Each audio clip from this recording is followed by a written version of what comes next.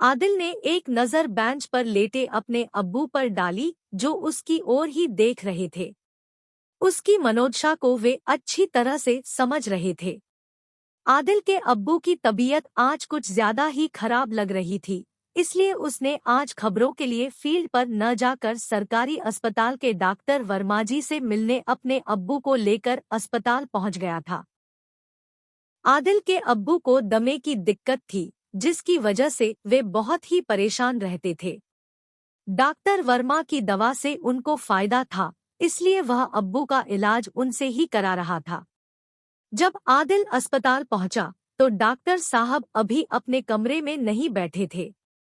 पड़ोस में अधीक्षक साहब के ऑफिस से हंसीमजाक की आवाजें आ रही थी। उसने अंदाजा लगा लिया कि डॉक्टर साहब अधीक्षक साहब के साथ बैठे होंगे। आदिल अब्बू को एक बेंच पर लिटाकर खुद भी वहीं एक बेंच पर बैठ गया। तभी उसकी नज़र एक औरत पर पड़ी, जो अपने बीमार बच्चे को गोद में लेकर इधर-उधर भटक रही थी, लेकिन काफी वक्त बीत जाने के बाद भी उसके बच्चे को अभी तक किसी डॉक्टर ने नहीं देखा था। वह औरत अस्पताल में मौजूद स्टाफ से अपने बच्चे के इलाज के लिए गुहार लगा रही थी कि डॉक्टर साहब को बुला दो, लेकिन कोई उसकी बात सुनने को तैयार नहीं था। शायद उसका बच्चा काफी बीमार था, लेकिन कोई भी उसकी मदद के लिए सामने नहीं आया था। आदिल उस औरत को देखकर इतना तो समझ गया था कि वह काफी गरीब है, वरना वह इस कदर परेशान नहीं हो रही होती। अगर वह पैसे वाली होती तो अभी तक बाहर के किसी प्राइवेट अस्पताल में जाकर अपने बच्चे को दिखा देती। जानते हैं सरकारी अस्पतालों की हालत।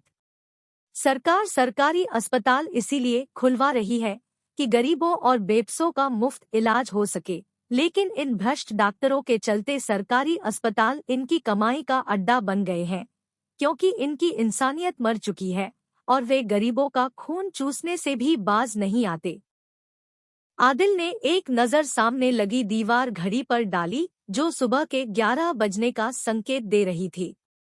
अस्पताल में मरीजों की भीड़ भी बढ़ती जा रही थी, लेकिन अभी तक किसी कमरे में कोई डॉक्टर नहीं बैठा था, जिससे उस औरत के साथ साथ बाकी मरीज भी परेशान हो रहे थे।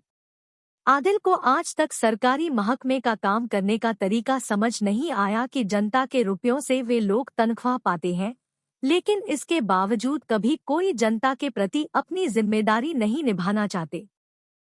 आदिल एक टेलीविजन चैनल का पत्रकार होने के चलते कई बार सरकारी अस्पतालों की इस तरह की खबरें चला चुका है, लेकिन फिर भी हाल नहीं बदले, क्योंकि कमीशनबाजी के चलते ऊपर से नीचे तक सभी भ्रष्ट बैठे थे, जिनका हिस्सा पहले ही पहुंच जाता था।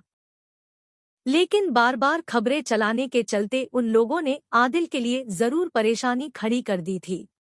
एक बार उसने इसी अस्पताल की एक खबर डॉक्टरों के द्वारा कमीशनबाजी के चलते बाहर के मेडिकल दुकानों की लिखी जाने वाली दवाओं पर चला दी थी। उसी दौरान उसको कुछ दवाओं की जरूरत पड़ गई थी, जो साधारण सी दवाएं थी, लेकिन फिर भी उसकी खबर चैनल पर चलने से नाराज किसी मेडिकल वाले ने उसे वे दवाएं नहीं दी थी।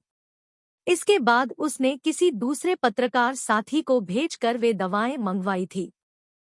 उस वक्त उसी पत्रकार ने आदिल को समझाया था कि ज्यादा बड़े पत्रकार मत बनो, पूरा सिस्टम भ्रष्ट है।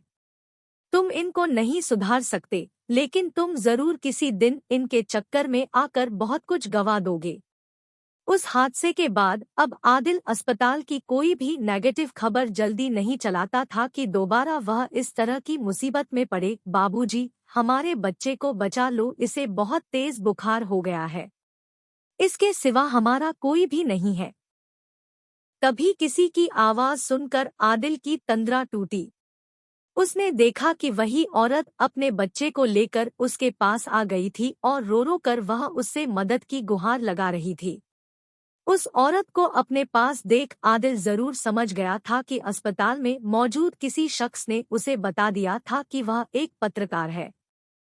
उस औरत के आंसू और बच्चे के लिए तड़प उससे अब देखी नहीं जा रही थी।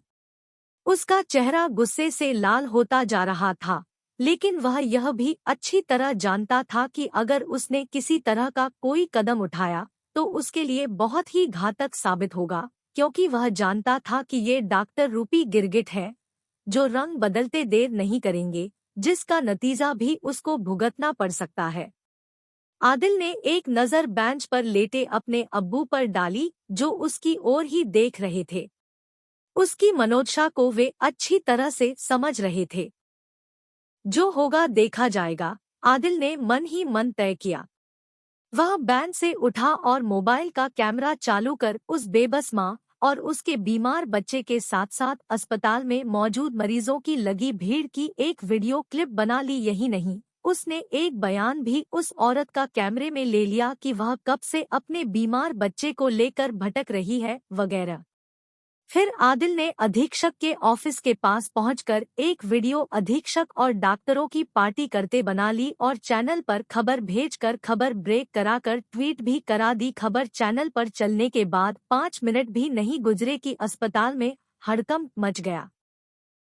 ऑफिस के अंदर बैठे अधीक्षक व डॉक्टर हड़बड़ाते हुए बाहर निकले और उस औरत के बच्चे को दाखिल कर उसके इलाज में जुट गए। यह देखकर आदिल को सुकून मिला कि अब वह बच्चा बच जाएगा। बाबूजी, मैं आपका यह एहसान कभी नहीं भूलूंगी, कहकर वह औरत आदिल के पैर छूने लगी। अरे, यहाँ आप क्या कर रही हैं? उठिए, मैंने कोई आप पर एहसान नहीं किया है। मैंने केवल अपने कर्तव्य का पालन किया है, आदिल ने उस औरत को उठाते हुए कहा। तभी आदिल के अब्बू को दमे का अटैक पड़ गया और वे तड़पने लगे। यह देखकर उसने तुरंत अब्बू का इन्हेलर निकालकर उसमें कैप्सूल लगाकर अब्बू के मुंह पर लगा दिया। अब्बू ने जोर से सांस खींचनी चाही, पर वे ऐसा नहीं कर सके। यह देखकर आदिल तुरंत डॉक्टर वर्मा को बुलाने पहुंच गया, जो किसी मरीज को देख रहे थे। उसने अब्बू का हाल बताकर चलने के लिए कहा, लेकिन उन्होंने थोड़ा वक्त लगने की बात कहकर बाद में आने के लिए बोल दिया। आदिल वापस अब्बू के पास आ गया, जो सांस न ले पाने के चलते काफी परेशान हो गए थे। वह थोड़ी देर तक बैठा उनके सीने को सहलाता रहा। उसके बाद फिर वह डॉक्टर वर्मा को बुलाने पहुंच गया। अरे सॉरी आदिल भाई, मैं तो भूल ही गया था। चलो चलता हूँ। कहाँ है तुम्हारे बाबूजी? उसे देखकर डॉक्टर वर्मा ने कहा और उसके साथ चल दिए। आपके बाबूजी की तबीयत तो काफी ज्यादा खराब है, आपको इनको जिला अस्पताल लेकर जाना पड़ेगा। आदिल के अब्बू की हालत देखकर डॉक्टर वर्मा ने मानो ताना मार कर कहा। डॉक्टर की बात सुनकर आदिल समझ गया कि वे ऐसा क्यों कह रहे हैं। वह जानता था कि खबर चलने के बाद वे उसको परेशान जरूर करेंगे, क्योंकि अब्बू का यह अटैक तो कुछ भी नहीं था। इससे पहले जो अब्बू को अटैक आए थे, वे भी ज्यादा तेज थे। तब तो उन्होंने महज एक इंजेक्शन लगाकर ही कंट्रोल कर लिया था, लेकिन अब वे उससे चिढ़कर ही ऐसा कर रहे हैं। आदिल को कुछ भी समझ नहीं आ रहा था कि वह क्या करे, क्योंकि अब्बू की हालत वहां ले जाने वाली नहीं थी। अगर वह उन्हें यहाँ से ले जाता है, तो भी वहां तक पहुँचते पहुँचते काफी देर हो जाएगी। बाबूजी, हमारी वजह से ही आपको परेशानी हो रही है। अगर आप हमारी मदद न करते तो ये डॉक्टर साहब अब्बू को जरूर ठीक कर देते। उसे परेशान देखकर उस औरत ने हाथ जोड़ते हुए उससे कहा। तभी एक बार फिर आदिल के बाबूजी तड़पने लगे, लेकिन सामने खड़ा कोई भी डॉक्टर या फिर कोई स्टाफ उनको देखने तक नहीं आया। तभी उसके अब्बू को जोर से खांसी आने लगी और फिर वे शांत हो गए। उसके अब्बू हमेशा के लिए उसे छोड़कर जा चुके थे, बहुत दूर।